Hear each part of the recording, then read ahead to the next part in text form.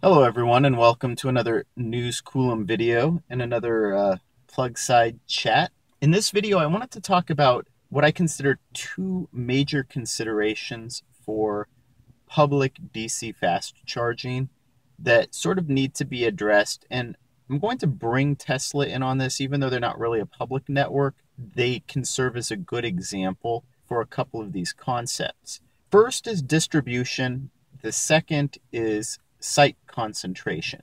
What I mean by that is distribution is just, well, how are the DC fast charging sites distributed? And the other is concentration. How many chargers are there per specific location? And I think these are two very important considerations. And I think it should be guiding public charging infrastructure moving forward.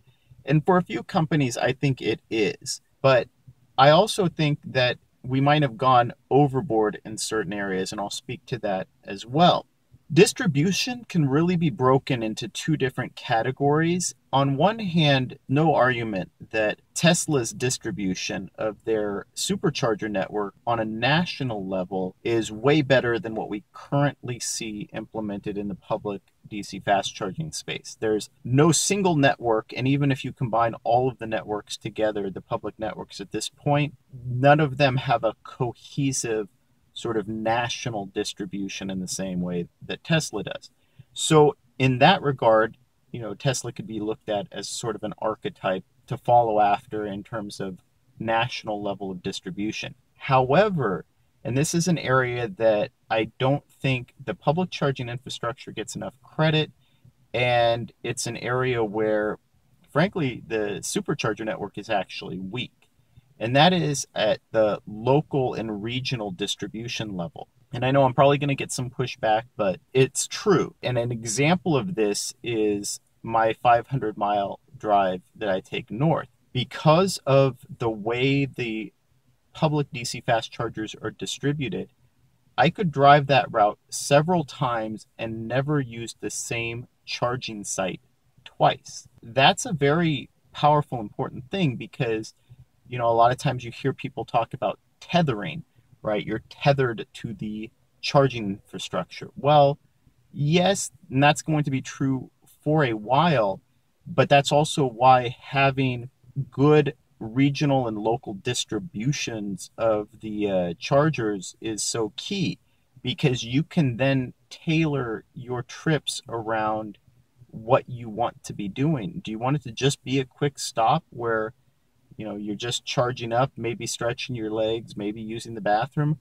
Or do you want to actually stop and have a meal? Or was there something that you needed to pick up along the way and a specific store has it and there's a DC fast charger nearby? That gives you a lot of flexibility in your trips. It's actually an area where, Tesla is weak. And I don't want to make a major knock on Tesla for that.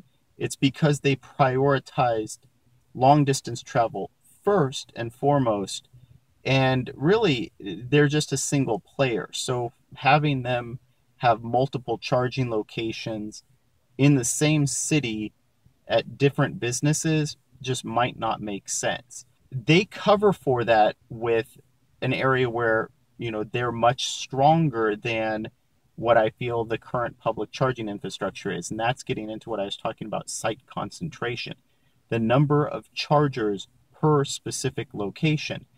And that, to me, though, is kind of a delicate balance. I really feel like what we see right now is sort of the Goldilocks scenario, where the current public charging infrastructure that has been in place for the last few years, I feel like their site concentration is far too cold.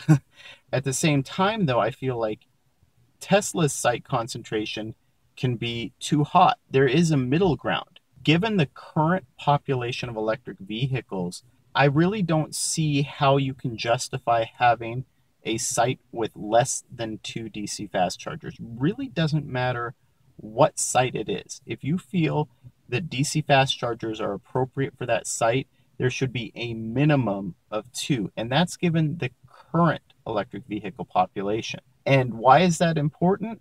Well, it's important because ChargePoint, EVgo, green lots, a lot of their locations only have a single charger. What I'm saying is right now, maybe a majority actually of public charging sites are inadequate for the current population of electric vehicles. And we know we're going to see more electric vehicles on the way. A lot of them are going to be longer range electric vehicles, so people are going to be more than likely traveling with them, and they're going to more than likely be relying on the public DC fast charging infrastructure. Now, on the other hand, in terms of site concentration, I think some of Tesla's sites are appropriate, but I think they've overdone it in some cases. I think Kettleman City is a good example of that. The Baker Charger is actually a better example of that. There's really no call for 40 chargers at a single site. 40 chargers or 40 stalls really, because they're sharing cabinets. So it's 20 shared cabinets basically. That's way too much for a single site, in my opinion, because the primary reason for increasing site concentration is so that when an electric vehicle driver arrives at the location, they can find a place to stop and plug in and charge. Given the current population of electric vehicles, I can't really see a justification for more than 10 to 12 chargers per single site. And this goes back to what I was saying about distribution. If you are going to put in 40 chargers at a single off-ramp or in a single town, I don't feel like you can justify putting all 40 at a single site. They should be spread out. So a town like Baker, there are at least 4 different locations where you could put chargers. I would much rather see 10 to 12 chargers at each location than 40 at a single location. Again, because like I said, the point in concentration is to add resilience and add convenience and ensure availability. But it starts to become diminishing returns after about 10 to 12 chargers per location, because at that point, if the site goes down, you lose 40 chargers. If you have 12 chargers per site and 3 to 4 sites at a town, well, if one of those sites goes down, it's bad, you've lost 12 chargers, but you didn't lose 40. And so right now, if I had to say what I think is the best balance for the public charging infrastructure, given the population, given the number of people that use these vehicles to travel, I would say 6 to 8 chargers depending. If it's a not very highly trafficked route, maybe 4. But for most routes in the United States, I would say that a 6 charger location would be about ideal.